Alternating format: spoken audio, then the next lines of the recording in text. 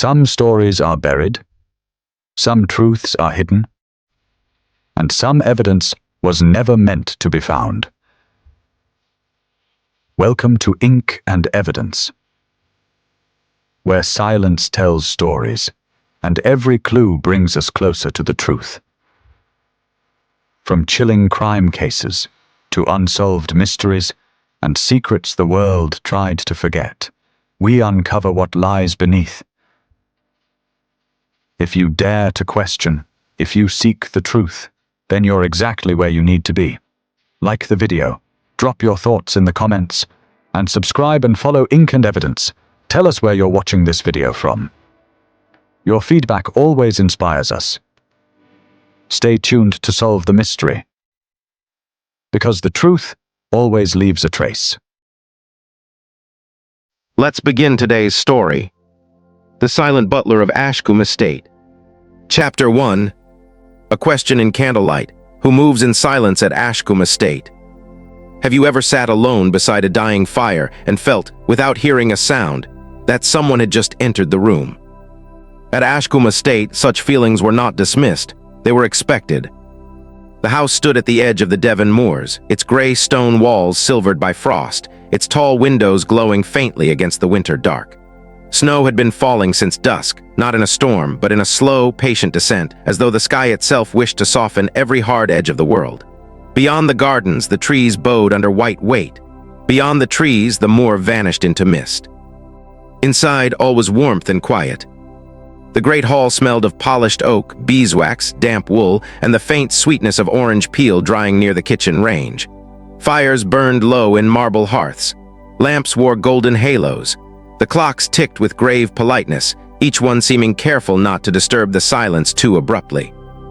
And in the drawing room, beneath a chandelier whose crystals trembled whenever the wind pressed against the house, Hercule Poirot sat with his hands folded over the silver head of his cane. He had been invited to Ashcombe by Lord Edwin Ashcombe, a man of old family, delicate nerves, and precise habits. The invitation had been written in a narrow, elegant hand. "My dear Monsieur Poirot, there is no crime yet, but there is a silence in my house which has begun to trouble me." Poirot had smiled when he read that line. Most men feared noise. Lord Ashcombe feared quiet. Now, as the candles burned steadily on the mantelpiece, Poirot understood why. The silence at Ashcombe was not peaceful, it had intention. Across from him, Lady Clara Ashcombe sat very straight, her widow's black dress absorbing the firelight. Her eyes, gray and intelligent, moved often toward the door. Beside her stood Mr. Julian Vale, Lord Ashcombe's nephew, a handsome man with restless fingers and a smile that arrived a moment too late. Near the window, Dr. Bellamy warmed his hands, though he had removed his gloves some time before. Lord Ashcombe himself remained near the hearth, thin and pale, one shoulder lifted as if bracing against a draft no one else could feel. "You perceive it, monsieur?" he asked softly. Poirot turned his head. The silence, the presence. No one laughed.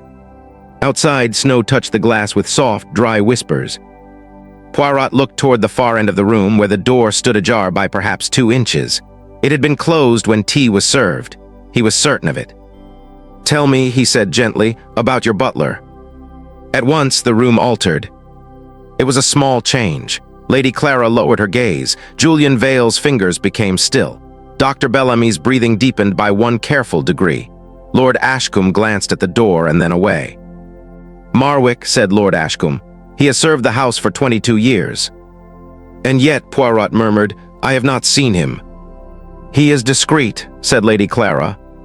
"Discreet," Julian gave a light laugh. "My dear aunt, the man is less than discreet. He is nearly theoretical." Dr. Bellamy did not smile. "There are servants who make themselves invisible through discipline." "Ah," said Poirot, "and there are men who make others choose not to see them." The fire shifted softly. A coal broke inward with a sigh. At that moment, the door opened fully. No hand was seen upon it. A tray appeared first, silver-polished to moonlight. Then a man entered, tall, narrow, dressed in black so perfectly fitted that he seemed less clothed than outlined. His hair was iron gray. His face was composed, not blank, but carefully without invitation. He crossed the carpet without sound. Not almost without sound. Entirely. He placed the tray upon the table, 4 cups, a decanter, a small dish of sugared violets no one had requested. Poirot watched him closely. "Marwick," said Lord Ashcombe, his voice dry, "Monsieur Poirot was asking after you." The butler inclined his head. His eyes met Poirot's for less than a second, yet in that second Poirot felt something very curious. Not defiance, not fear. Recognition. "You move very quietly, monsieur," Poirot said. "A house sleeps better when it is not disturbed, sir." His voice was low, pleasant, and without warmth. Poirot smiled. "And does Ashcombe sleep well?" For the first time, the butler hesitated. "Only a fraction." "No, sir," he said, "not lately." Then he withdrew, and the door closed behind him with the softness of breath leaving a room. No one spoke. It was Lady Clara who broke the silence. "You see now." Poirot did not answer immediately. He lifted his teacup and breathed in the steam. China, bergamot, silver, smoke. Beneath them all, faint but present, the smell of cold air. The butler had come from somewhere unheeded. Not the passage, not the pantry. Somewhere else. Later that night, when the household had retired and Ashcombe estate settled beneath its quilt of snow, Poirot remained awake. His bedroom overlooked the east lawn, where bare branches scratched gently at the moonlit sky. A fire burned low in the grate. Beside his bed stood a candle, a notebook, and a glass of water untouched. At precisely 2 minutes past midnight, he heard it. Nothing. That was what woke him. The absence of the ordinary sounds of a house at rest. No pipe settling. No servant's step below stairs. No wind in the chimney. A silence had spread through the corridor outside his door, deliberate and complete. Poirot opened his eyes. A thin line of light lay beneath the door. Someone stood outside holding a candle. He waited. The line of light remained. Then very slowly it moved away. Poirot rose, tied his dressing gown, and opened the door. The corridor was empty, its long runner stretched into shadow. At the far end, near the portrait of the first Lord Ashcombe, a candle flame vanished around the corner. Poirot followed. He did not hurry. A hurried man announces himself to the truth and gives it time to hide. The passage led toward the old wing, unused since Lady Clara's husband had died years before. Here the air was colder. The windows had gathered lacework frost at their edges. Dust lay undisturbed on tables beneath Holland covers. Except in one place. Before a narrow service door, the dust showed a faint crescent mark, as though something had brushed it recently. Not a footprint, not a handprint. The hem of a coat. Poirot bent, examined it, and smiled sadly. "Ah, Marwick," he whispered, "you are silent, yes, but not weightless."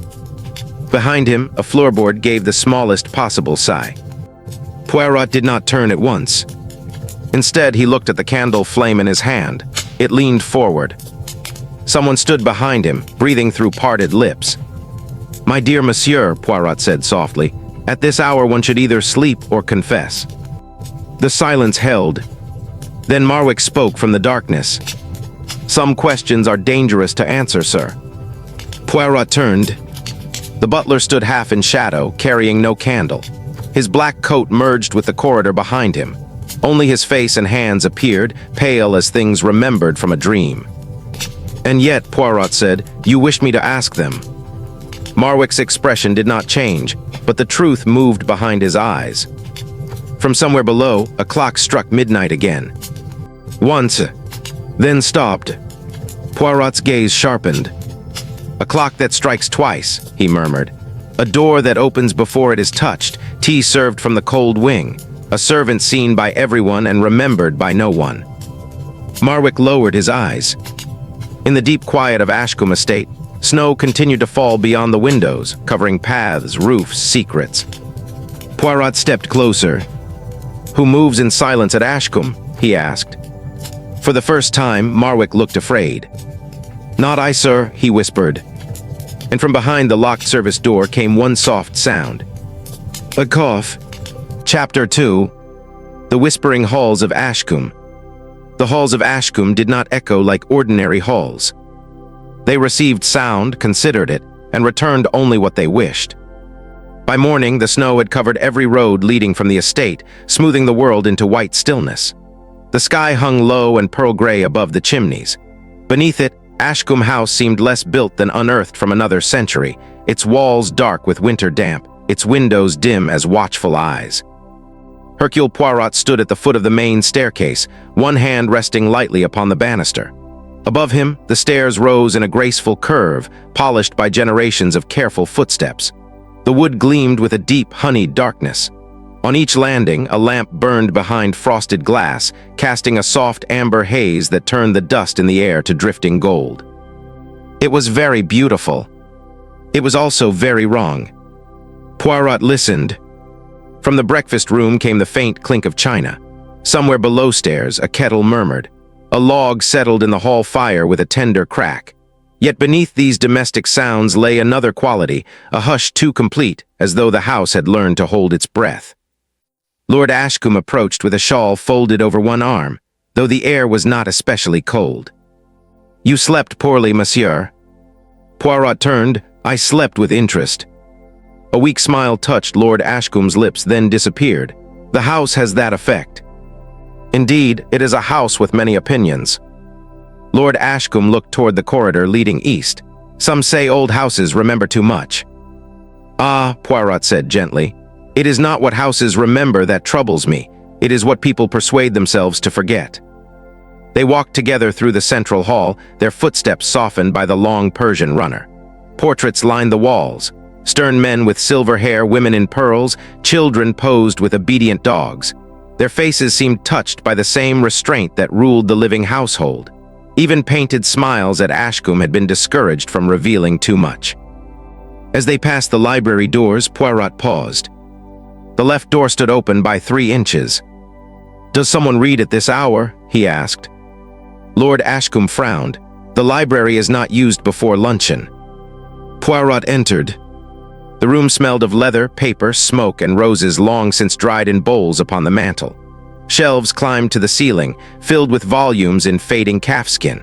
Heavy curtains remained half-drawn, allowing the snowlight to enter thinly, blue and cold. Upon a writing table near the fire, a book lay open. Poirot leaned over it. It was a household ledger, not a novel. The entries were written in precise columns: coal, candles, meat, repairs, staff wages. One line had been recently touched. The ink was dry, but the paper around it bore the faint shine of a fingertip. "Marwick keeps the accounts," Lord Ashcombe said quietly. "And who checks them?" "I do. Always." Lord Ashcombe's answer was a moment late. "Usually." Poirot smiled without looking at him. At Ashcombe, even hesitation is well dressed. A sound came then from beyond the shelves. Not a footstep. A whisper. Both men turned. The library appeared empty. Yet from behind the tall, revolving bookcase at the far end came the faintest brushing noise, like silk passing over wood. Lord Ashcombe went pale. "There is no door there." Poirot crossed the carpet. He placed his fingertips upon the bookcase and pushed. For a moment, nothing happened.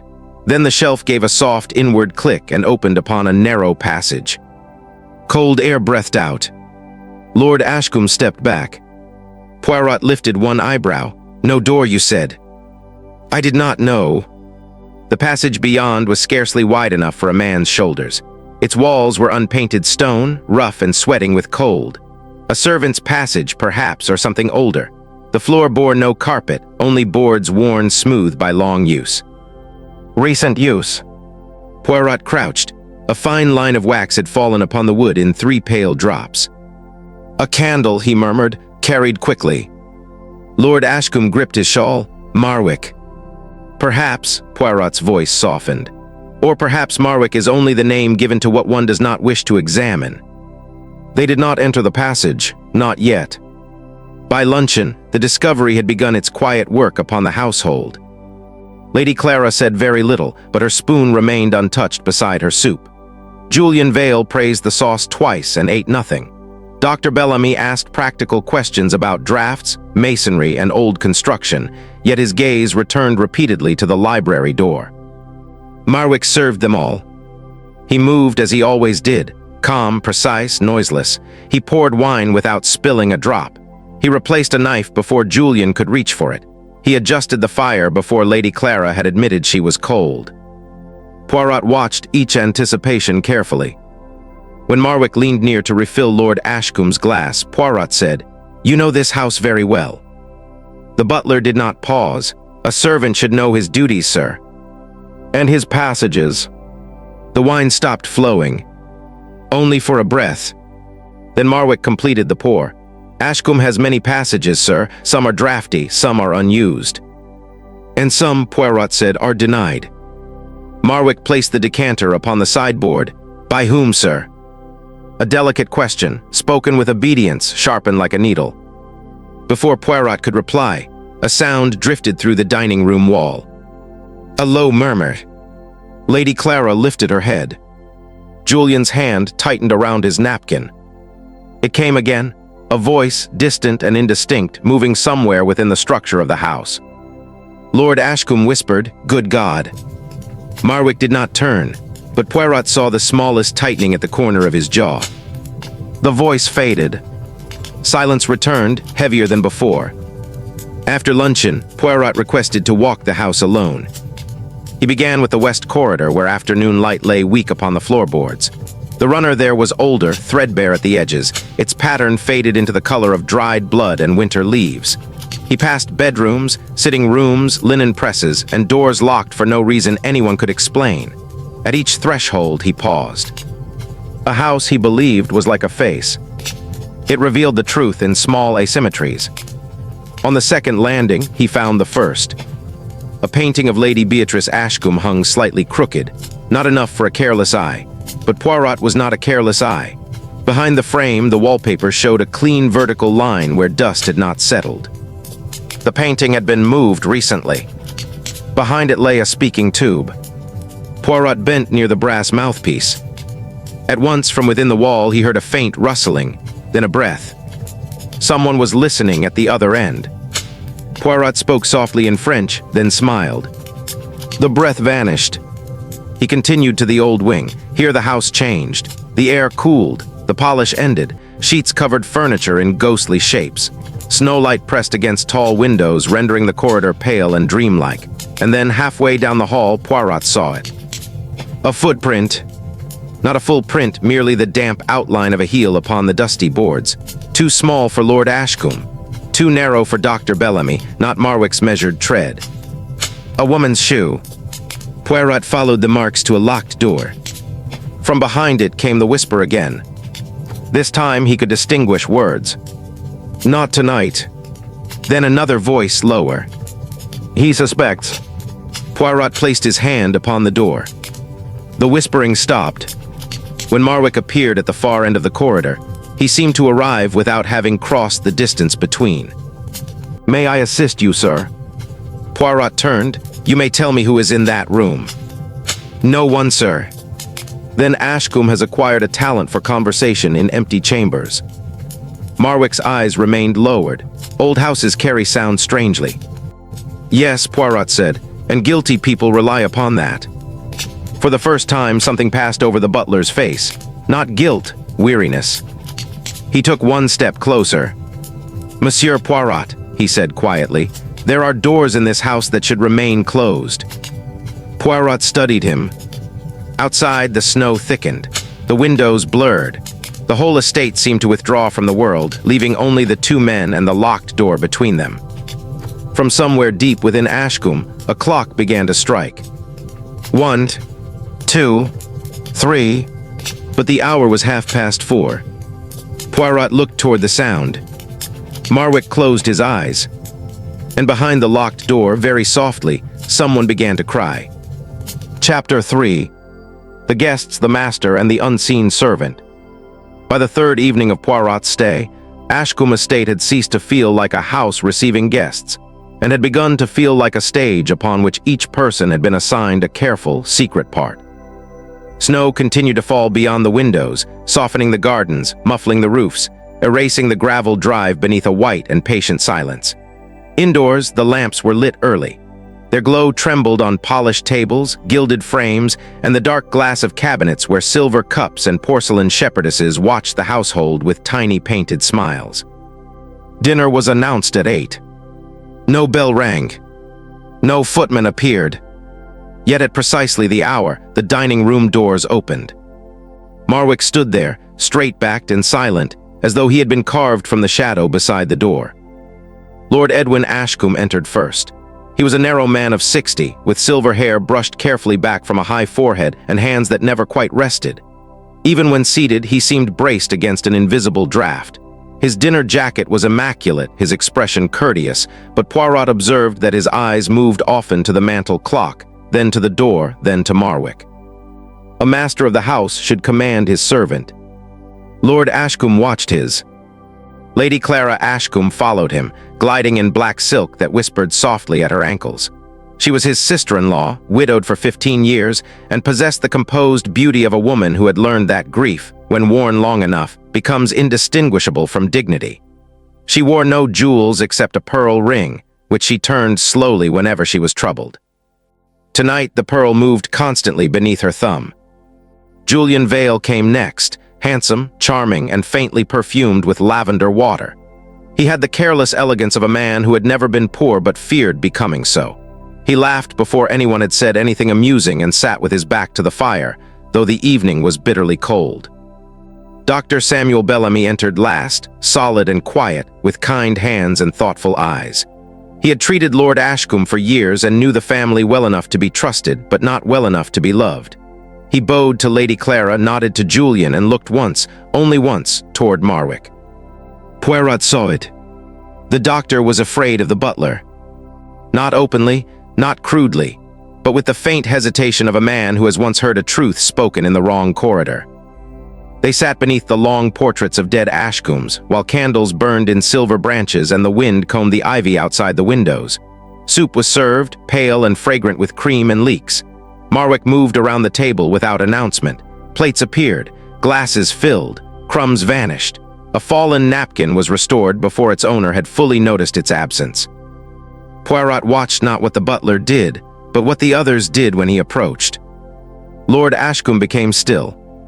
Lady Clara lowered her lashes. Julian smiled too brightly. Dr. Bellamy fell silent. It was as though each guest in turn had been touched by a cold finger. "My dear Lord Ashcombe," Poirot said pleasantly, "you have gathered a most intimate party." Lord Ashcombe blinked. Intimate. But yes, no one here is accidental. Julian lifted his glass. At Ashcombe no one ever is, even the ghosts have invitations. Lady Clara's pearl stopped turning. "Do not joke about that," she said. The room quieted. Poirot leaned back slightly. "There are ghosts then." "There are memories," Dr. Bellamy said. "And memories," murmured Poirot, "are sometimes more dangerous. They have better manners." Marwick placed fish before him. The plate touched the table without the smallest sound. Poirot looked up. "You have served this family many years, Marwick." 22, sir. "And before that?" "I was elsewhere, sir." "A fascinating place elsewhere. So many people have lived there." Julian laughed. Lord Ashcombe did not.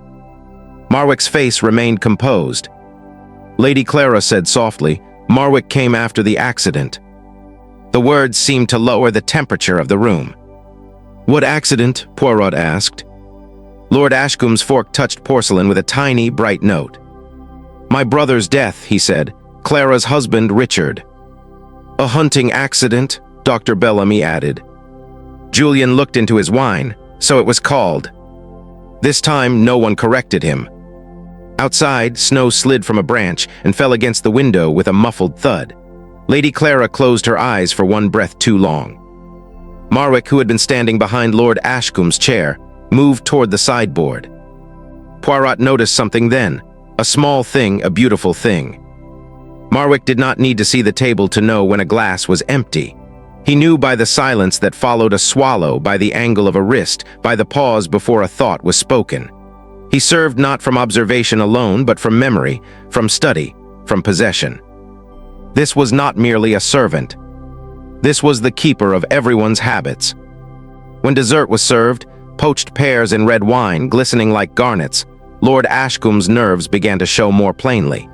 He refused the dish, accepted coffee, refused sugar, then reached for the sugar himself. Marwick had already placed it beside his right hand. Lord Ashcombe stared at the bowl. A faint flush rose in his cheeks. "You are attentive," Poirot said to the butler. "It is my duty, sir." "And yet attention can become a form of power, can it not?" Marwick's eyes lifted. For the first time that evening, the dining room felt entirely awake. Julian set down his spoon. "Careful, Monsieur Poirot, you may persuade the servants to unionize." "No," said Poirot quietly. "I may persuade the masters to remember that servants have eyes." Lady Clara whispered, "And ears." Marwick looked at her then. "Not long, but long enough." After dinner, they withdrew to the drawing room. The fire burned low and blue at its heart, sending up occasional sparks. Brandy was poured, coffee cooled untouched. The wind moved in the chimney with a soft, pleading note. Poirot stood near the mantel, examining a framed miniature of a young man with fair hair and smiling eyes. "Richard Ashcombe?" he asked. Lady Clara came beside him. "Yes."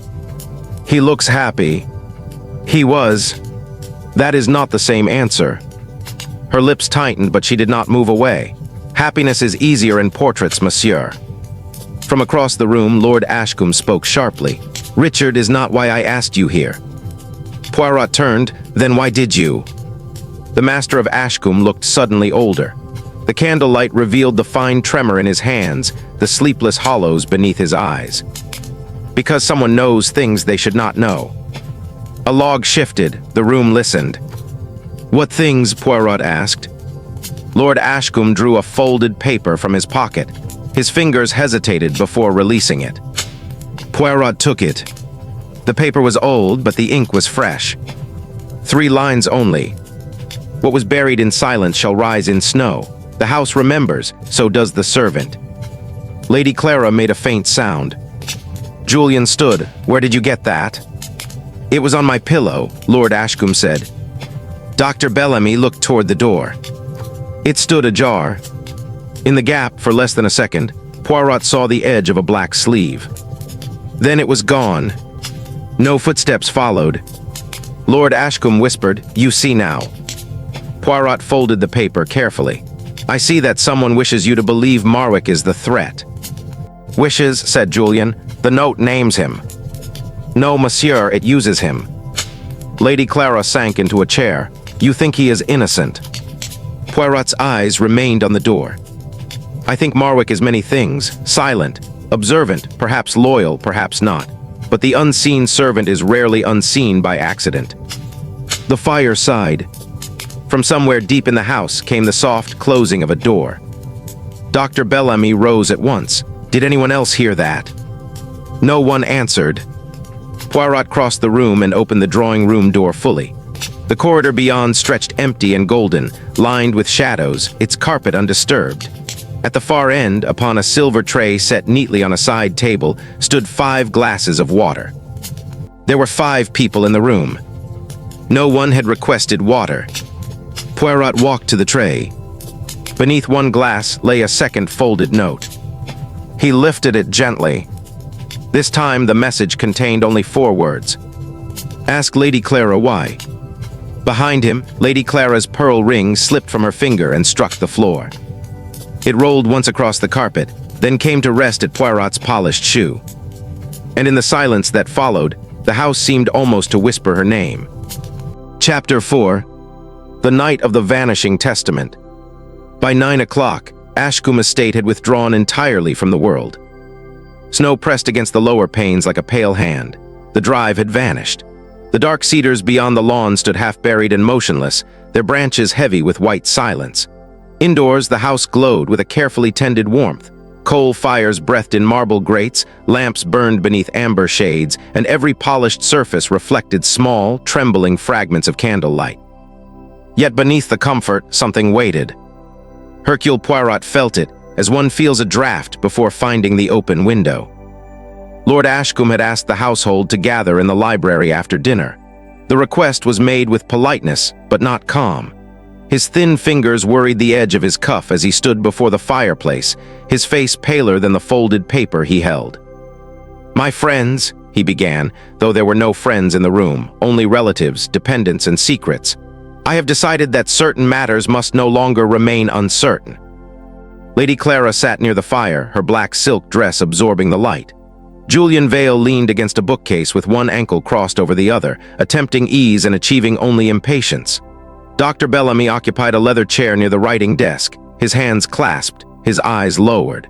Marwick stood by the door, upright, silent, and so still that he seemed part of the architecture. Poirot alone looked at everyone. Lord Ashcombe placed his palm upon a brass-bound box on the desk. "My testament is here," he said. "Tonight I intend to alter it." Julian's smile thinned. Lady Clara's pearl ring turned once upon her finger. Dr. Bellamy looked up sharply. Marwick did not move. The fire clicked softly. Lord Ashcombe swallowed.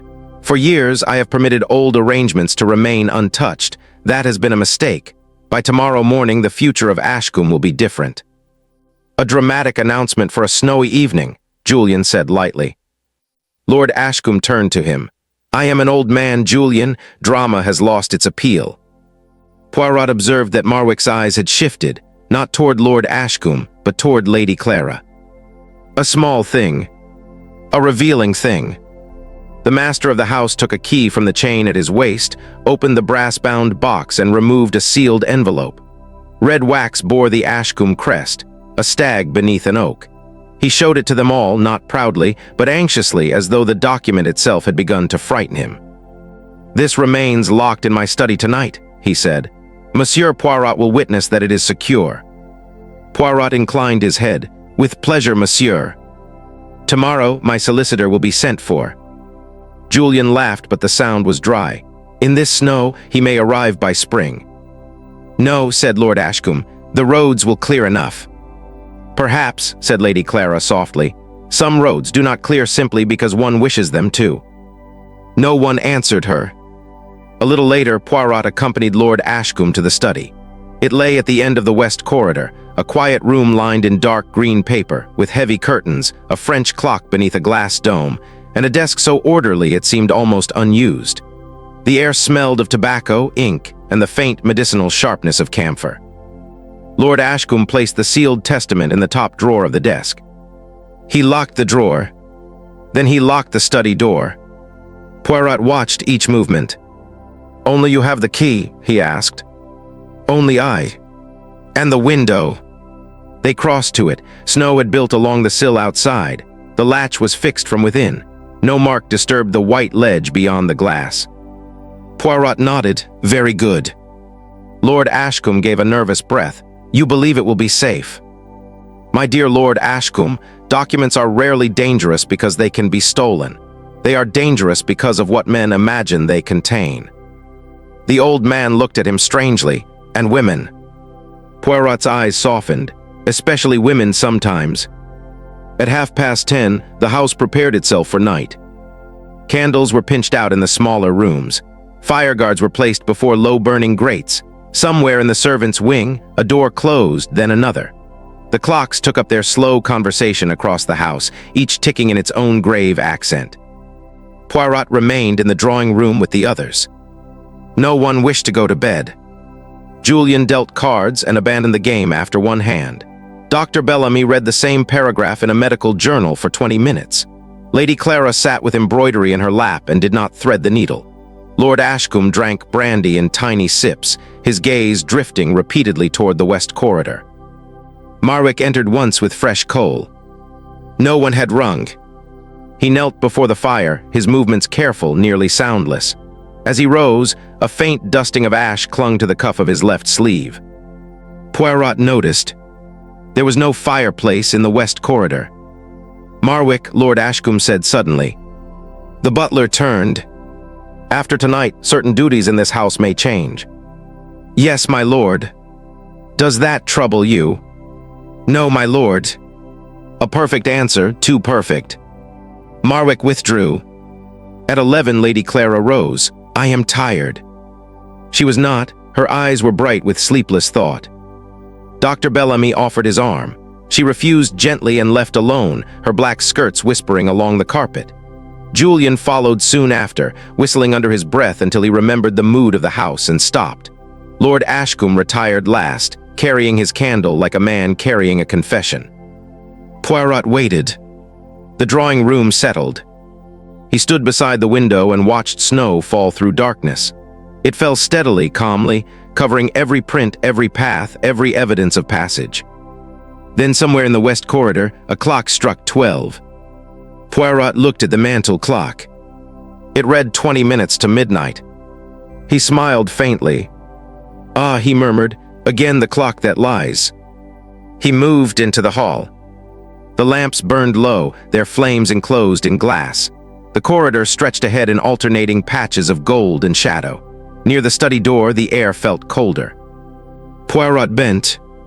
A thread lay upon the carpet, black wool, fine quality, from a sleeve perhaps, or a glove. He lifted it with care. The study door was locked. Poirot touched the handle, cold. From within came the faintest sound. Not movement. A soft tap. Once. Then silence. Poirot did not knock. Instead, he turned and walked back toward the staircase where he paused in shadow. A door opened above. Someone descended. Not Lord Ashcombe. His step was uneven, not Julian, too cautious, not Dr. Bellamy, too light. A woman's. Lady Clara reached the lower hall with a candle in one hand and something small pressed in the other. She did not see Poirot. She crossed toward the west corridor, stopped before the study door, and whispered one word. "Richard." The name seemed to fade into the walls. Then from the darkness near the library, Marwick appeared. Lady Clara did not start. She had expected him. "You must not," he said. "You promised," she whispered. "I promised to protect you." "And have you?" Marwick's face in candlelight looked older than before. All these years. Poirot remained still. Lady Clara opened her closed hand. A key glinted there. Not Lord Ashcombe's key. Another. Marwick stared at it with quiet despair. At that precise moment, a cry came from upstairs. "Lord Ashcombe." The household woke like a startled animal. Doors opened. Footsteps sounded. Julian called out. Dr. Bellamy hurried down in his dressing gown. Lord Ashcombe appeared at the landing, trembling, his face drained of blood. "My study," he said. "The testament I dreamed no, I knew." They went together. The study door remained locked. Lord Ashcombe fumbled with his key. His hands shook so violently that Dr. Bellamy had to steady them. At last, the door opened. The room was cold. Too cold. The curtains hung still. The window remained latched. Snow lay untouched beyond the glass. The desk stood exactly as before. Lord Ashcombe opened the top drawer. The sealed envelope was gone. For a moment, no one spoke. The absence seemed louder than any accusation. Julian whispered, "Impossible." Poirot looked into the drawer. A few red flakes of wax remained in one corner. Beside them lay a trace of ash, pale gray, almost invisible against the polished wood. Marwick stood in the doorway. Lady Clara stood behind him. Both faces were unreadable. Poirot turned slowly to the room. "Nothing is impossible, monsieur, but some things are arranged so beautifully that one is expected to call them so." Lord Ashcombe gripped the desk. Who entered? The door was locked, the window untouched. Poirot looked toward the French clock beneath its glass dome. It had stopped at 20 minutes to midnight. He smiled very gently. "First," he said, "we must ask not who entered the room." The wind moved softly against the shutters. Poirot's eyes rested upon the empty drawer. "We must ask who wished us to believe that anyone entered at all." Chapter 5. Footsteps that leave no trace. By morning, the snow had made Ashcombe Estate look innocent. It lay cleanly over the lawns, over the gravel drive, over the low garden walls and the bare branches of the elms. Every path had been softened, every edge forgiven. From the windows of the breakfast room, the world appeared newly made, white and silent beneath a pale winter sun. But inside the house, no one believed in innocence. The testament had vanished from a locked study. The window had not been opened. The snow upon the outer sill remained smooth as untouched linen. Lord Ashcombe's own key had never left the chain at his waist, or so he insisted. Yet the document was gone, and in its place remained only a few red crumbs of broken wax and a trace of gray ash. Poirot sat at the breakfast table, stirring his coffee with delicate precision. No one ate very much. Lord Ashcombe looked as though the night had removed 10 years from his strength and left 20 in their place. Lady Clara's face was composed, but the pearl ring on her finger moved ceaselessly beneath her thumb. Julian Vale made several attempts at conversation, each one dying before it reached the opposite side of the table. Dr. Bellamy watched them all with the heavy calm of a man accustomed to illness, but not to fear. Marwick served breakfast. He moved as he always moved, without sound. Toast appeared, coffee was poured. A napkin was restored to Lady Clara's lap before she noticed it had slipped. When Lord Ashcombe reached blindly for salt, Marwick had already placed it beside his hand. Poirot observed him over the rim of his cup. "Marwick," he said gently, "your shoes are most excellent." The butler paused. "Only slightly." "Thank you, sir." "They make no sound." A servant's step should not disturb the household, even when the household must be disturbed. Marwick lowered his eyes. "That is not for me to decide, sir." Julian smiled faintly. "You see, Monsieur Poirot, the perfect butler. He appears, disappears, and leaves nothing behind but suspicion." "No," Poirot said. "Suspicion is left by those who wish it to be found." The room quieted. After breakfast, Poirot requested that no one leave the house, though there was nowhere to go. The snow remained deep, and the sky had grown heavy again, promising more. He began his examination in the west corridor, where the study door stood closed beneath the dull glow of a brass lamp. The carpet before it was thick and old, patterned with dark vines and faded flowers. It would have swallowed ordinary footsteps, but Poirot was not seeking ordinary footsteps. He knelt. Lord Ashcombe watched from a little distance, trembling with impatience. "There can be no trace," we looked. "You looked for what you expected to see," Poirot replied. "That is the most common method of finding nothing." He bent lower. The carpet showed no print, no mud, no dampness. But near the skirting board, where the pile was flattened by years of brushing, a faint pale powder clung to the fibers. "Ash." He lifted a speck upon the tip of his finger and smelled it. "Not coal ash. Wood ash. Dry, fine, and cold."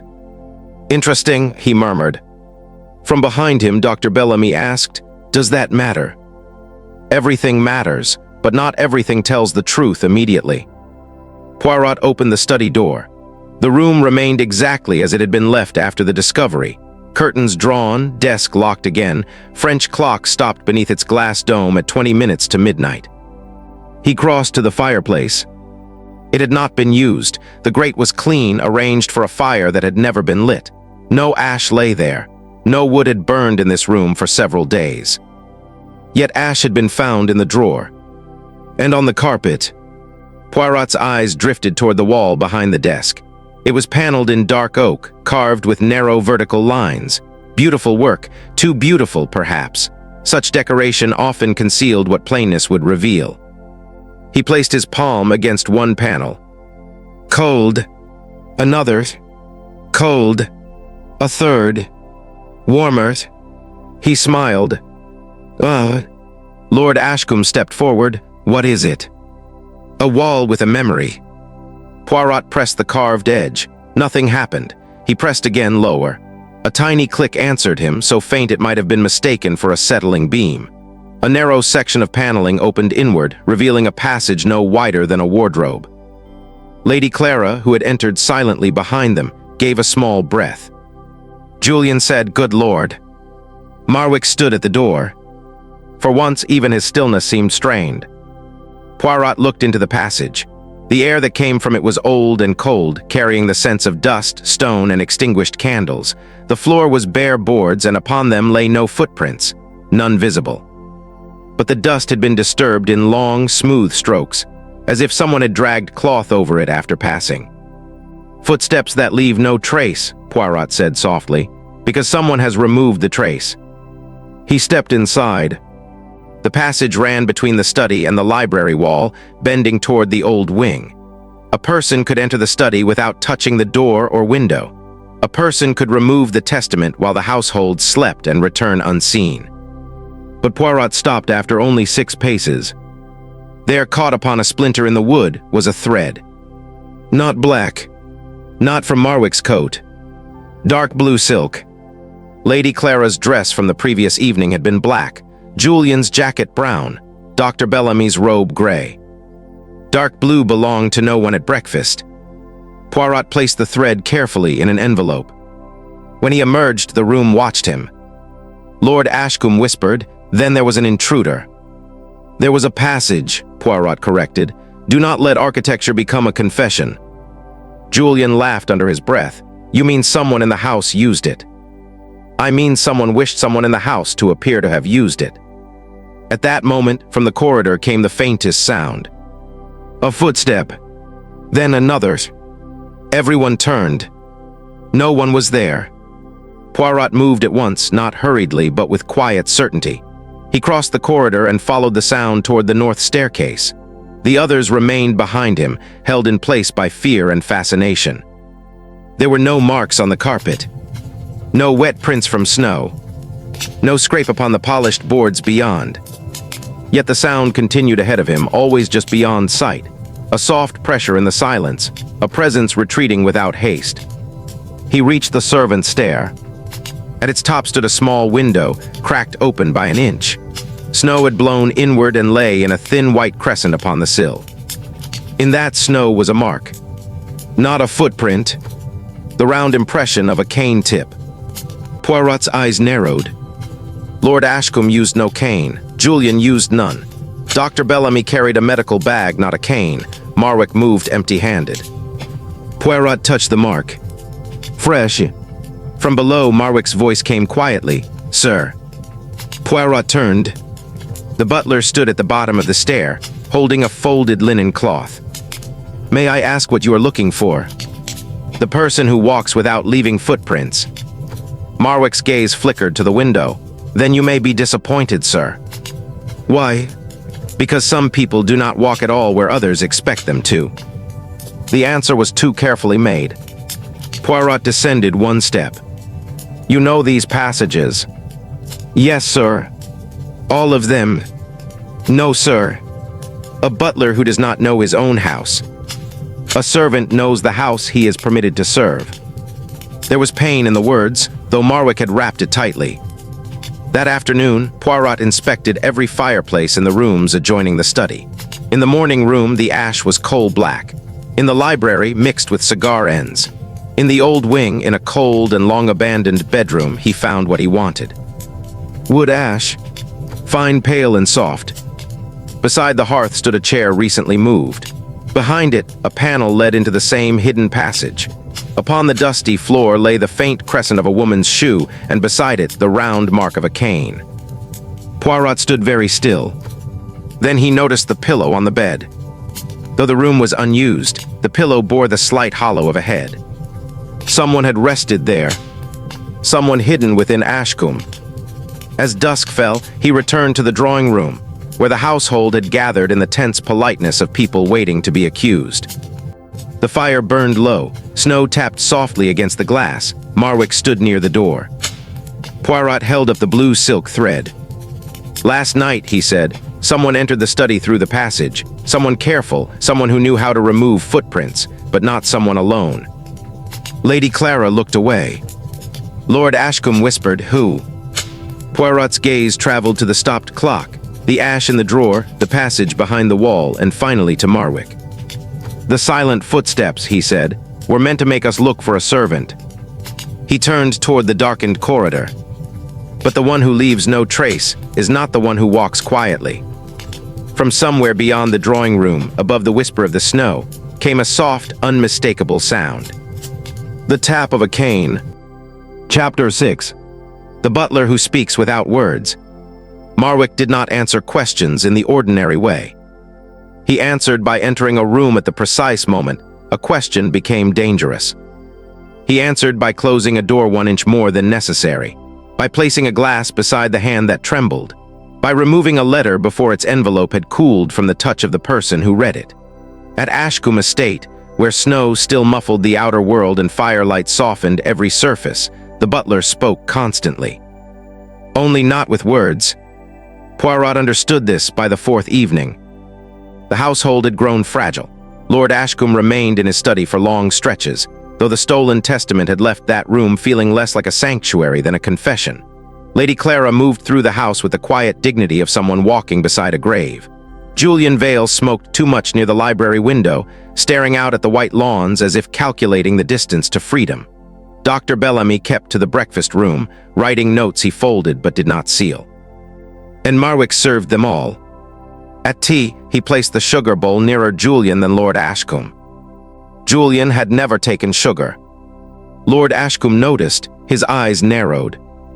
Marwick lowered his gaze. Poirot watched.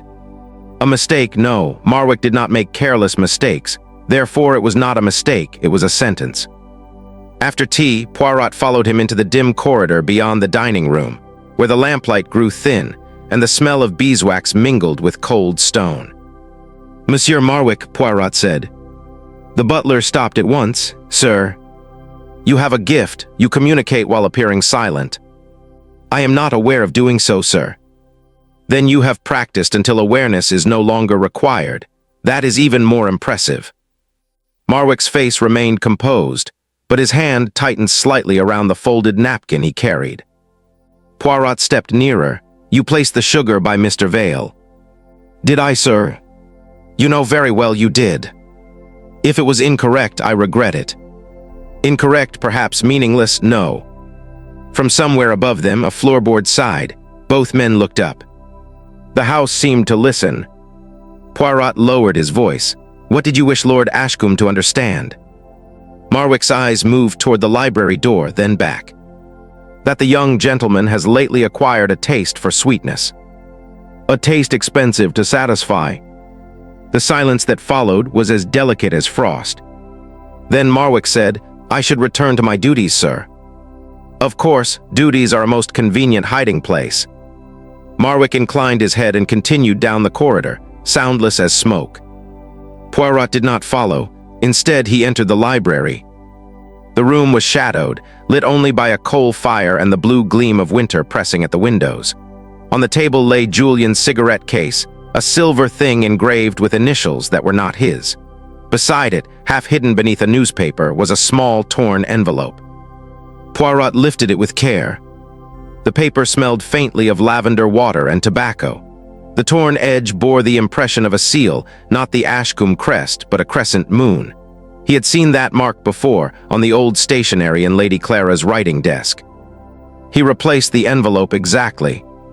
When he turned, Lady Clara stood in the doorway. "You move quietly, Monsieur Poirot."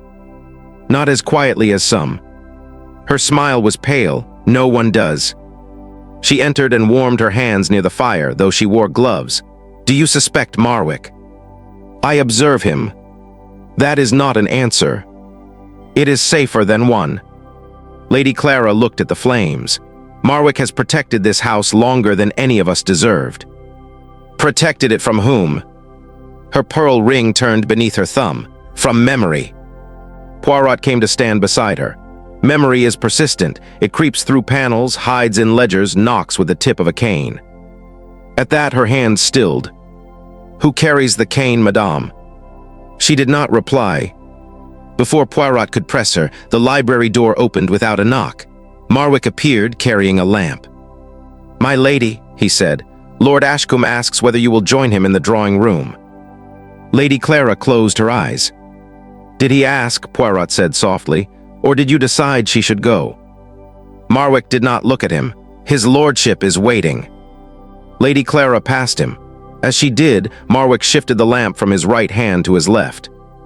A minor movement. Yet Lady Clara saw it and her face changed. Fear, then obedience. Poirot smiled faintly. A servant who speaks without words, a mistress who understands the language. Later in the drawing room, the household sat beneath an atmosphere so fine and tense it might have been spun from glass. The fire hissed softly. Snow scratched against the panes in tiny crystalline whispers. A tray of coffee stood untouched on the low table. Lord Ashcombe looked ill. His thin hands rested upon the arms of his chair, fingers curved like claws. "I have been thinking," he said. that the matter of the testament may be best left until the road's clear. Julian's relief was too quick, sensible. Lady Clara stared into the fire. Dr. Bellamy frowned. But you wish the solicitor sent for. I have reconsidered. Poirot looked toward Marwick, who stood near the curtains. The butler did not move, but his eyes rested upon the mantel clock. At that instant, the clock chimed once. The hour was not 1. Lord Ashcombe flinched. Poirot rose and crossed to the mantel. Beneath the clock, neatly arranged beside a vase of dried roses, lay a white glove. A woman's glove. Its fingertips were dusted with pale ash. Lady Clara whispered, "That is not mine." "No," Poirot asked. She shook her head. Marwick stepped forward. "It belongs to the second-floor linen maid, sir. I will return it." Poirot held it back. "How efficient. You identify it before seeing the initials." "There are few women in the house, sir." "And many secrets." Marwick's gaze lifted to Poirot S. For the first time, there was warning in it. Poirot turned the glove over. Inside the cuff, embroidered in blue silk, were 2 letters. C.A. Clara Ashcombe. The room went still.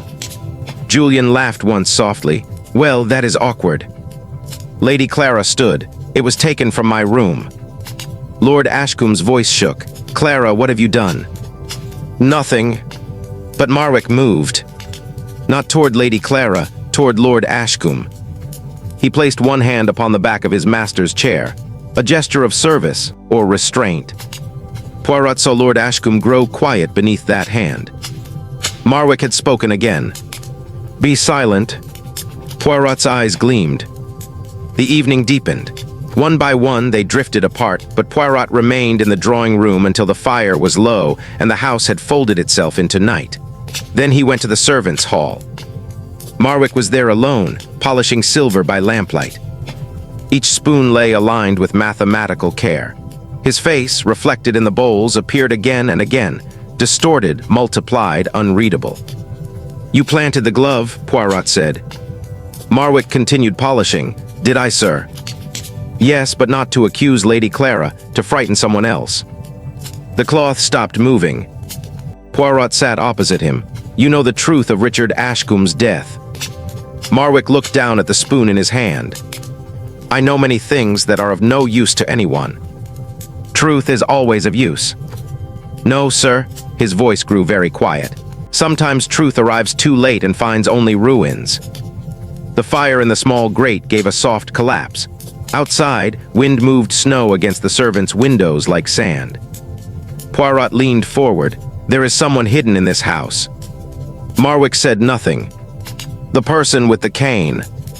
Still nothing. "You protect Lady Clara, you frighten Lord Ashcombe. You guide me with ash, clocks, gloves, sugar, silence. Why?" Marwick's face, for a moment, ceased to be a servant's face. It became that of a tired man who had stood too long between the living and the past. "Because, Monsieur Poirot," he said, "some words cannot be spoken until someone is ready to hear them." From above came a sound. 3 slow taps. Wood on wood. A cane upon the floor. Marwick closed his eyes. Poirot rose. "At last," he murmured, "your silent witness asks to speak." And somewhere in the sleeping heart of Ashcombe Estate, a locked door opened. Chapter 7. A solution too perfect to trust. By dawn, Ashcombe Estate had grown weary of its own secrets. The snow outside had stopped falling, yet the world remained muffled beneath its white covering. The gardens were smooth and still, the stone urns wearing rounded caps of frost, the dark trees standing beyond the windows like witnesses too old to be surprised. Inside, the house breathed coal smoke, wax polish, and the faint chill that crept under doors no fire could entirely defeat. In the breakfast room, no one had slept enough to conceal it. Lord Ashcombe sat wrapped in a shawl despite the warmth of the hearth, his face deeply lined, his eyes restless and red-rimmed. Lady Clara poured tea with such steadiness that her calm seemed less natural than enforced. Julian Vale stood by the window, tapping one finger against his sleeve, watching the snow as though it personally prevented his escape. Dr. Bellamy cut a slice of toast into 4 precise pieces and ate none of them. Marwick moved among them without sound. He placed coffee before Poirot. He warmed Lord Ashcombe's cup. He exchanged Lady Clara's untouched plate for fruit. His gestures were flawless, but Poirot noticed that the butler's right hand trembled once when the distant tap of a cane sounded from somewhere above. Only once. Then the house resumed its silence. It was Julian who spoke first. "Well, surely we have enough now." His voice was light but strained. "A vanished testament, secret passages, Lady Clara's glove by the clock, and mysterious midnight meetings. Must we pretend the situation is still obscure?" Lady Clara lifted her eyes. "Julian." "No, Aunt Clara, we are all thinking it." He turned to Lord Ashcombe. "The testament concerned the inheritance. Someone wanted it gone before it could be altered." Lord Ashcombe's mouth tightened. "And you suggest Clara?" "I suggest evidence." Dr. Bellamy set down his knife. "Evidence can be arranged." "Can it?" Her glove was found dusted with ash from the old wing. She was seen near the study. She possessed a second key. And now we hear a cane tapping in rooms where no one admits to walking. If there is a simpler explanation, Doctor, I invite it. Lady Clara's face had gone very pale. Poirot said nothing. He was watching Marwick. The butler stood beside the sideboard, eyes lowered, expression composed. Yet his silence had changed. Before it had been disciplined. Now it was burdened. Lord Ashcombe turned slowly toward his sister-in-law. "Clara, did you take the testament?" "No." The answer was quiet. "Did you enter my study?" She hesitated. Julian gave a short, triumphant breath. Lady Clara closed her eyes. "Yes." Lord Ashcombe recoiled as though struck. "But not to take it," she said. Julian laughed softly, then to admire the furniture. Poirot's gaze shifted to him. "Continue, madame," Poirot said. Lady Clara's fingers curled around her teacup, though she did not lift it. "I went because I received a note." "A note," Lord Ashcombe whispered. It said the testament contained a lie about Richard. At the sound of that name, the room seemed to grow colder. Dr. Bellamy looked down. Julian stopped tapping. Marwick remained perfectly still.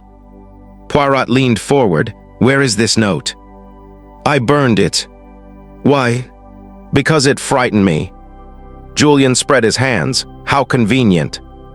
Lady Clara looked at him then, not angrily, but with tired contempt. "Convenience has always been your talent, Julian." A faint flush rose in his face. Lord Ashcombe's voice was thin. "What lie?" Lady Clara did not answer. The silence stretched. Then very softly from above came the tap of the cane again. Once, twice, 3 times. Lord Ashcombe stood abruptly. "Enough, this grotesque performance must end." "Indeed," Poirot said, rising with him. "But the ending must not be chosen merely because it is tidy."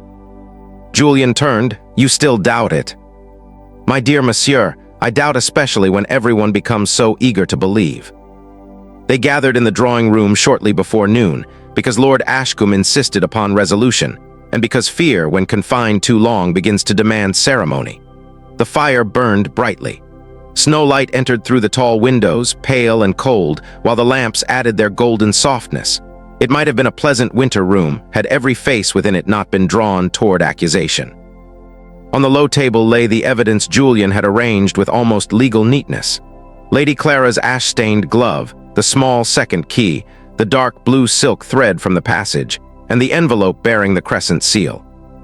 "A charming display," Poirot murmured. Julian inclined his head. "Facts often are." "Number facts are rarely charming, arrangements are." Dr. Bellamy looked at Poirot closely. "You believe this is arranged?" "I know it is." Lord Ashcombe gripped the mantle. "By whom?" Poirot did not answer. Instead, he picked up the glove. "Observe, the ash is upon the fingertips and cuff, but not the palm. A person who crawls through a dusty passage would soil the palm. A person whose glove was pressed deliberately into ash would show this pattern." He set it down and lifted the key. "This key opens the study. Yes, but it is old. Its teeth are worn. It was used often, not hidden carefully for one dramatic theft." Lady Clara spoke quietly. "Richard had it made." Lord Ashcombe turned sharply. "My husband disliked asking permission to enter rooms in his own house," she said. The words fell gently, yet their effect was unmistakable. Lord Ashcombe looked suddenly diminished. Poirot lifted the blue silk thread. "And this, it was found in the passage as though torn from a dress. But Lady Clara wore black that night. No one present wore blue silk." Julian said, "Servants' uniforms." Marwick's head lifted. Poirot smiled faintly. "Ah no, the maids wear grey, Marwick wears black, and you, Monsieur Vale, wear explanations too quickly." Julian's face hardened. Dr. Bellamy leaned forward. "Then whose thread is it?"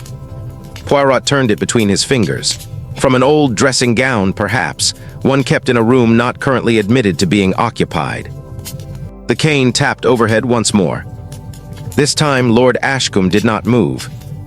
He stared upward, his face drained of color. Julian said sharply, "This is absurd. If someone is hidden here, produce them." "In good time." "I think you prefer fog to conclusions, Monsieur Poirot." "No," Poirot said softly. "I prefer truth to convenience." Julian crossed the room and took up the envelope.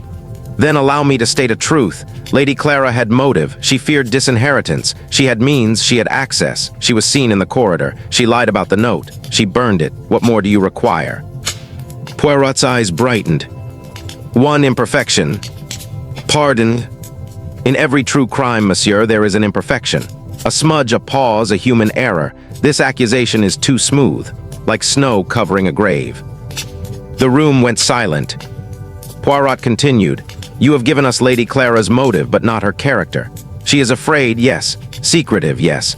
But she is not theatrical. She would not plant her own glove beneath a clock. She would not leave a thread in a passage. She would not create footsteps and whispers and notes because she understands too well what whispers cost." Lady Clara lowered her head. Marwick looked away. Lord Ashcombe whispered, "Then who would?" Poirot moved to the window. Outside, the snow on the terrace glittered faintly. At the edge of the white stone path, half sheltered beneath the eaves, was a single narrow mark where a cane had touched slush and then been wiped away. Someone who benefits from a solution being found before the truth is reached. Julian's smile returned, colder now. "You accuse me." "I accuse no one yet.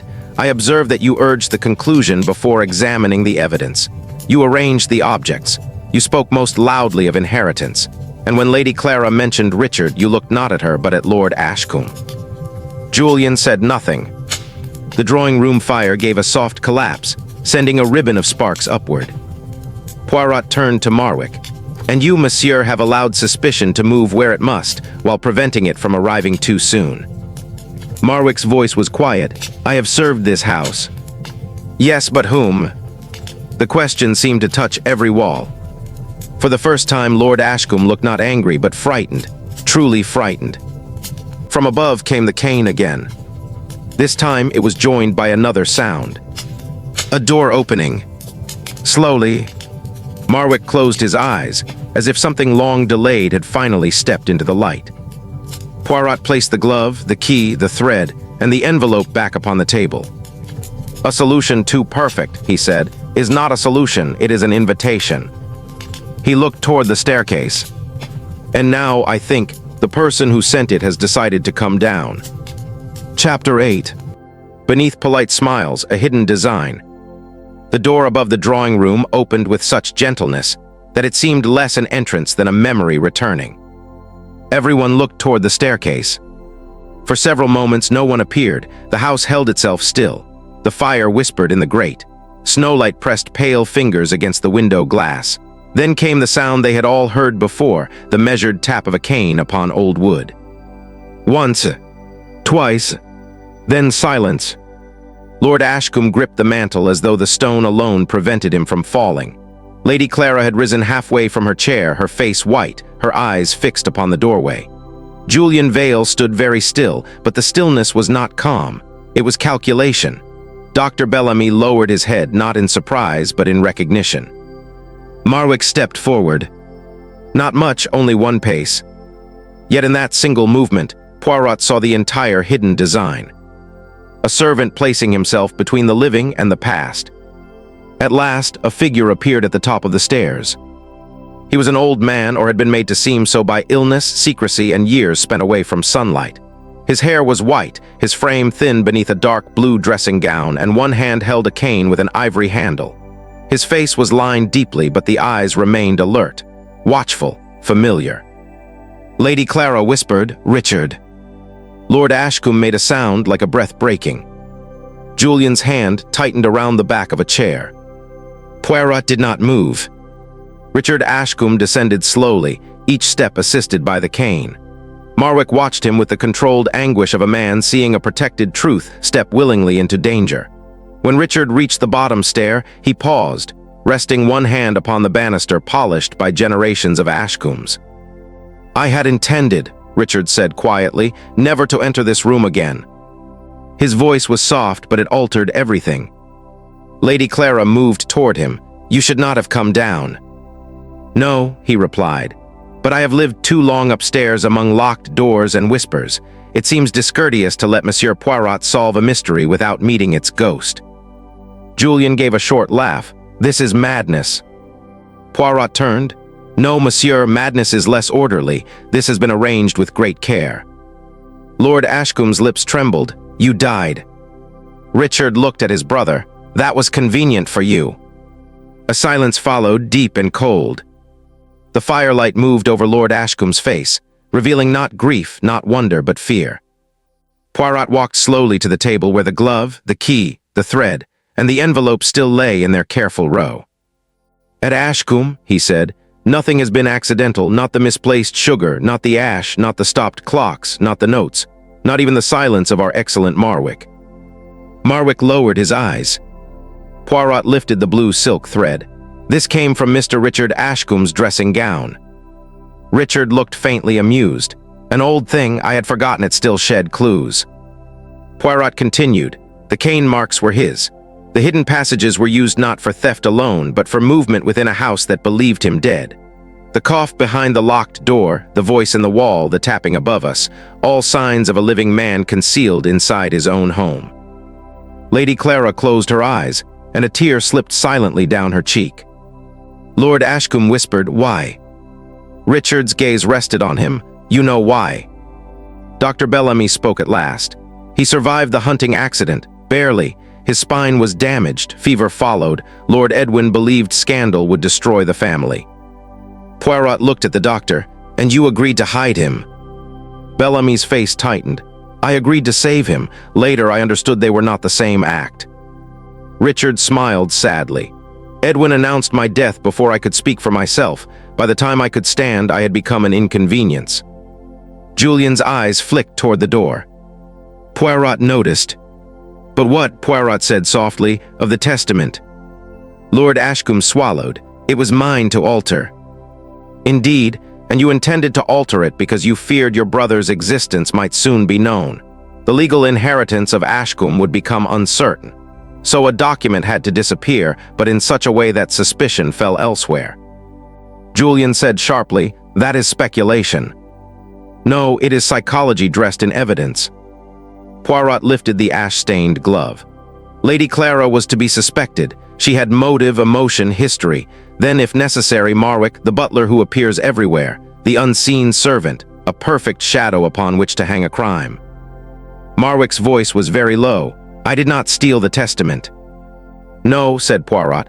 "You tried to prevent the design from succeeding. You planted certain signs, yes, but not to deceive me, to slow me, to make me look beyond the obvious." Richard turned to Marwick. "You should have let it end." "I have let too much end, sir." The words were quiet, but they filled the room. Lord Ashcombe's face had hardened now.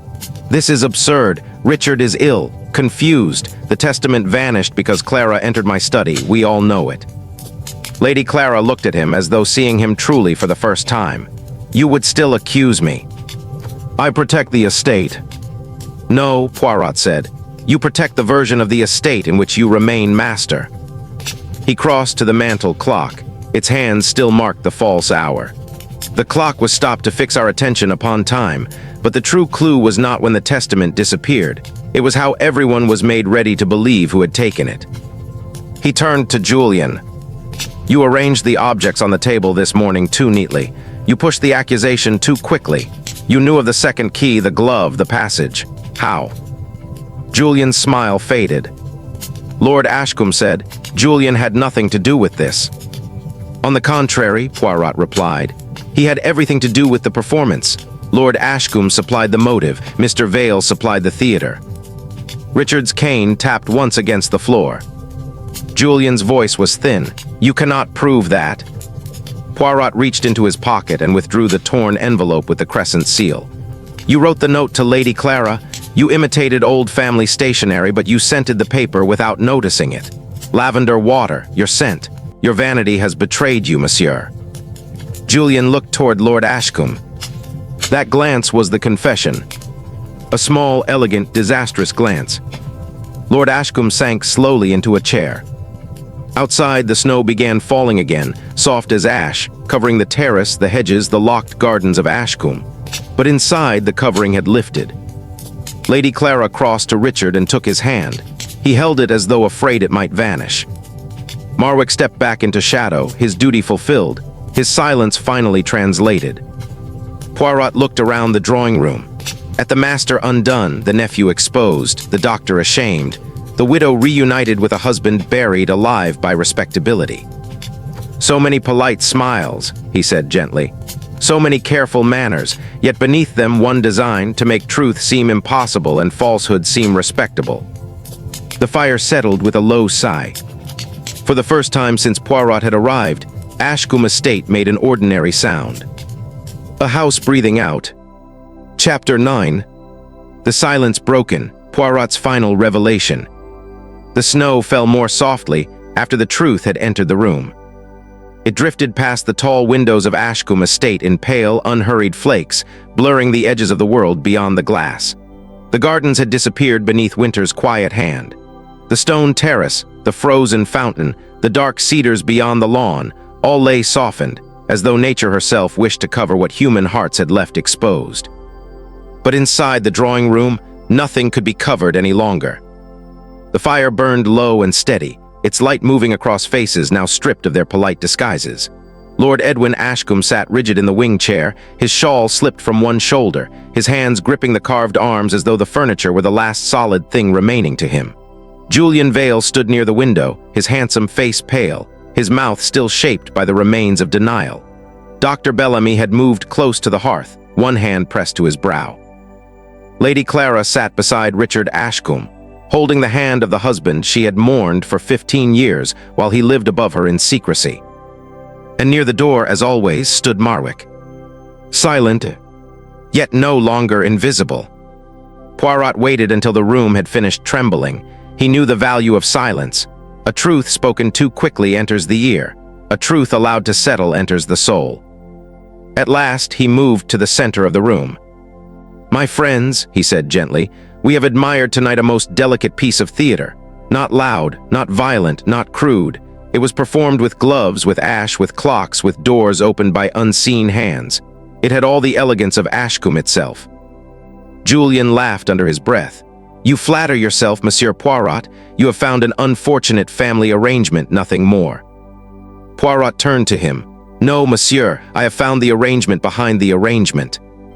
The fire whispered. Lord Ashcombe lifted his head. What do you mean? I mean that the hidden life of Richard Ashcombe explains many things, but it does not explain the vanished testament. Richard's tired eyes sharpened. Lady Clara's fingers tightened over his. Poirot continued. We were invited to believe that the testament disappeared because of Richard's return from the dead. We were asked to look backward 15 years, but the theft itself is of the present, and crimes of the present are committed for present needs. Julian's face changed almost imperceptibly. Poirot saw it. He always saw the first crack.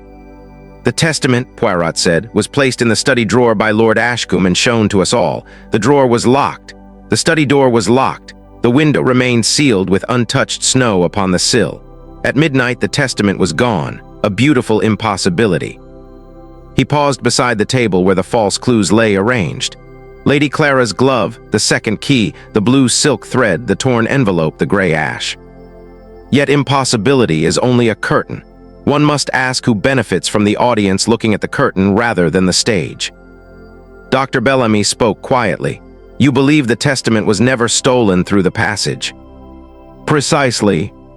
Lord Ashcombe frowned, "But the passage opens into the study." "Yes, and so we were meant to think of it.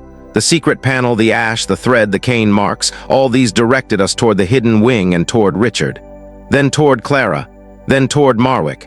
It was a chain of suspicion, each link polished for our admiration." Julian said, "And you reject all of it." "I reject only its honesty." Poirot crossed to the writing desk, which had been brought from the study at his request. Upon it rested a brass-bound box, empty now, its lock open. Beside it stood the little French clock beneath its glass dome, stopped forever at 20 minutes to midnight. "This clock," Poirot said, "was my first teacher. It did not tell me the time. It told me that someone wished time to become important." He lifted the glass dome carefully. "Lord Ashcombe said he locked the testament in the drawer after placing it there. We all believed him. Why should we not? We saw the envelope, we saw the seal, we saw his anxiety."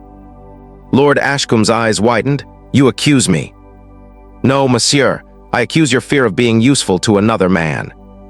Poirot removed the clock from its base and turned it gently. Behind the brass casing, hidden beneath the curve of the mechanism, was a narrow folded paper, yellowed slightly by warmth. Lady Clara gave a soft cry. Julian took one step backward. Poirot did not unfold it yet. The testament did not vanish at midnight. It vanished before it was ever locked in the drawer. Lord Ashcombe stared. "Impossible, I placed it there myself." "You placed an envelope there, sealed, heavy enough, familiar enough. In candlelight and under strain, the eye sees what the mind expects." Marwick lowered his gaze. Poirot looked at Julian. "Earlier that evening you stood by the bookcase during Lord Ashcombe's announcement. You laughed, you watched. When the brass box was opened, you saw the testament. When coffee was served later, you crossed behind the desk. A small movement, a charming remark, a dropped card, enough to exchange one sealed envelope for another prepared in advance." Julian's voice was barely audible. "You cannot prove that." Poirot unfolded the paper. "The real testament says otherwise." Lord Ashcombe rose unsteadily. "Give it to me." "In a moment." Poirot's tone remained calm, but his eyes did not leave Julian. "You hid it inside the clock, monsieur, not to keep it forever, only until suspicion had settled safely upon Lady Clara or Marwick. Later, when the house slept, you would retrieve it. But then I became interested in clocks. That was unfortunate for you." Julian's charm had fully deserted him. "Why would I do such a thing?" "Because Lord Ashcombe intended to alter his will. Because your debts are not theoretical. Because the Old Testament favored you far more generously than the new one would." Lord Ashcombe whispered, "Debts." Marwick spoke for the first time. "3 letters arrived last month, my lord, from London. Mr. Vale burned 2 in the library grate. The third he dropped behind the fender." Julian turned on him. "You spy." Marwick's face remained still. "I serve." Poirot nodded. "And service in a house such as this becomes a kind of witness." He held up the torn envelope with the crescent seal. "The note to Lady Clara was yours. You used her grief. You knew of Richard because you had followed Marwick to the old wing. You did not understand everything, but you understood enough to build a fog around the truth." Julian's breathing quickened. "You planted the glove. You dusted it with ash, but forgot that a hand actually using the passage would soil the palm. You left the blue thread, taken from Richard's dressing gown after one of your secret visits upstairs. You encouraged Lord Ashcombe to fear Clara and Clara to fear the testament. You were not solving the mystery this morning, monsieur. You were rehearsing the verdict." The room held still. Outside, snow touched the windows with soft, patient sounds. Julian looked toward Lord Ashcombe, then toward the door, and finally at the testament in Poirot's hand. His face sagged not with remorse, but with the exhaustion of a man whose performance had gone on one scene too long. "I was owed something," he said. "No," Lady Clara replied softly. "You expected something, that is not the same." Richard closed his eyes. Lord Ashcombe sank back into his chair, diminished, his old authority leaking away into the quiet room. Poirot placed the testament upon the table. "The silence of Ashcombe has been broken," he said. "But not by shouting, by small things, a clock that lied, A glove too clean, a butler who spoke through service, a dead man who tapped with a cane, and a nephew who arranged the truth too neatly. Marwick stepped forward and bowed his head, not to Lord Ashcombe, but to Richard and Lady Clara. No one commanded him. No one needed to. For the first time, the butler's silence belonged to himself. The fire settled. The house creaked gently in the cold, ordinary and alive, and Poirot, smoothing one immaculate cuff, looked toward the whitening windows. "Ah," he murmured, "how peaceful a house becomes when it no longer has to pretend it is asleep." Chapter 10. Ashcombe at dawn, truth settles like dust. Dawn came slowly to Ashcombe Estate, not as a bright arrival but as a soft permission. The long night loosened its hold by degrees. First the windows changed, their black glass fading to a deep blue. Then the snow outside took shape again, the terrace, the frozen fountain, the cedars standing grave and white beyond the lawn. Finally, pale light entered the rooms where lamps had burned too long and candles had lowered themselves into pools of wax. In the drawing room, no one had thought to sleep. The fire had sunk low. Its last embers breathed red beneath a veil of ash, and the air smelled of smoke, cold tea, and the faint perfume of extinguished candles. On the table lay the recovered testament, no longer a vanished object, no longer a ghost of paper around which fear might gather. It looked smaller in daylight. Most dangerous things do. Julian Vale had been taken to the library under Dr. Bellamy's watch. He had not protested much after the final revelation. There had been one bitter laugh, one glance at the snowbound windows, and then a silence more defeated than dignified. The roads were still buried, but the world would come soon enough. The solicitor, the police, the clerks with their questions, the necessary machinery of consequence. For the moment, Ashcombe remained suspended between confession and judgment. Lord Edwin Ashcombe sat alone in the chair by the hearth, his body folded inward, as though age had finally claimed what pride had kept upright. Without anger, without thunder, he had become smaller. His gaze rested upon his brother Richard, who sat near the window with Lady Clara beside him. They held hands openly now. There was something almost unbearably quiet in the gesture. No dramatic embrace, no flood of words could have contained as much sorrow. 15 years of false mourning, hidden breathing, locked corridors, and unspoken loyalty had narrowed themselves into the touch of two hands in the pale morning light. Poirot stood near the mantel, immaculate despite the night. Watching the room with that grave tenderness he allowed himself only when justice had been done, but happiness had not been fully restored. "Will it be enough?" Lady Clara asked. Her voice was very soft. Poirot turned. "Enough, madame." "The truth." He looked toward the windows, where snowflakes still fell, though thinly now, like the last thoughts of winter. "Truth is rarely enough, but it is necessary before anything else can begin." Richard smiled faintly. His face in daylight seemed both older and more alive. A practical answer. "Truth is very practical, monsieur. Lies require constant maintenance. Truth, once revealed, has the advantage of standing by itself." Marwick entered then. No one had heard him approach. Yet this time, every face turned toward him. The butler paused at the threshold, and for the first time since Poirot had arrived at Ashcombe, he seemed uncertain of his place.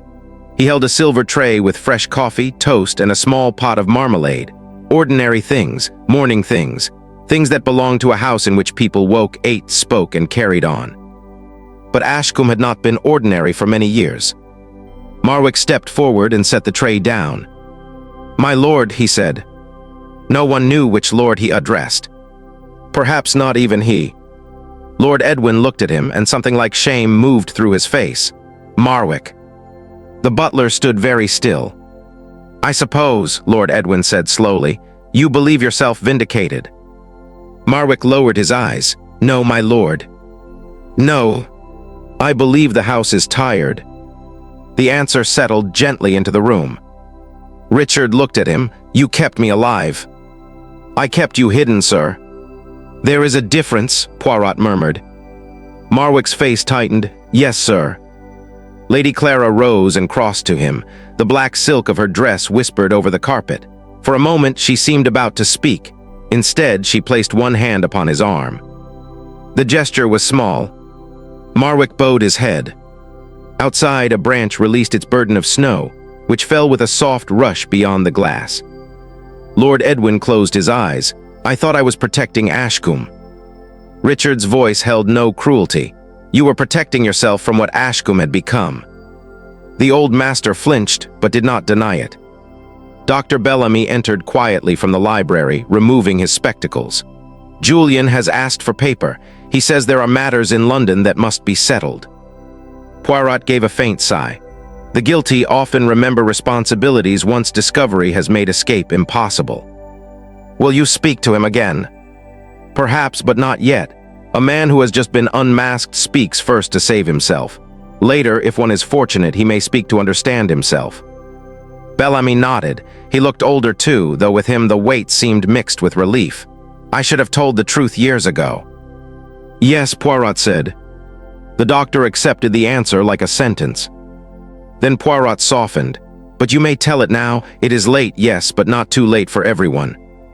A quiet passed among them, not the old silence of Ashcombe, heavy with concealment, but a different quiet, one with air inside it. The house began to wake. A maid moved somewhere below stairs.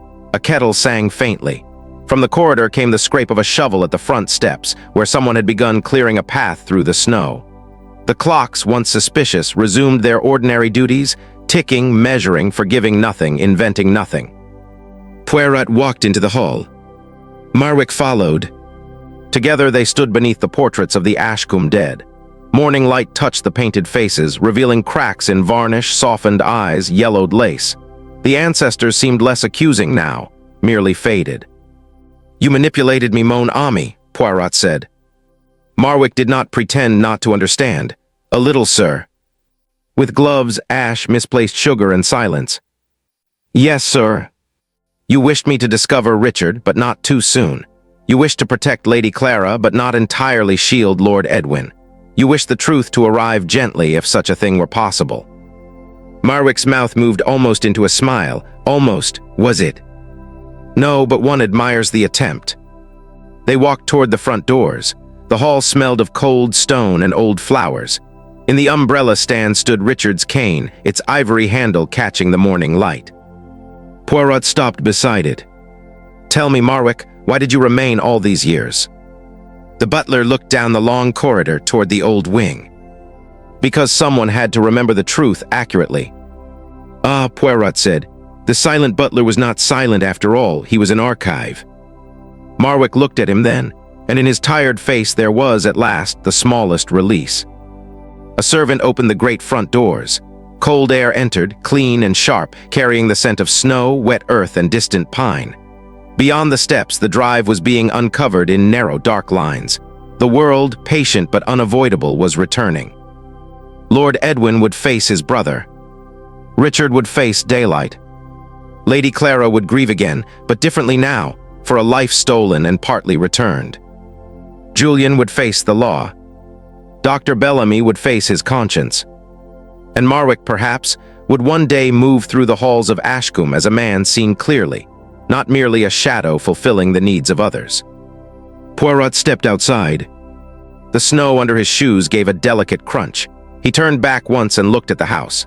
Ashcombe stood pale in the dawn, its windows brightening one by one. It seemed less haunted now, though not less old. Houses, like people, do not become innocent merely because truth has entered them, but they may become honest. Behind him, Lady Clara's voice drifted faintly from the drawing room. Richard answered. Then came silence. A good silence. Poirot adjusted his gloves and smiled. Truth had settled over Ashcombe like dust disturbed at last by light. Not erased, not beautified, simply visible. And in the quiet morning, that was enough.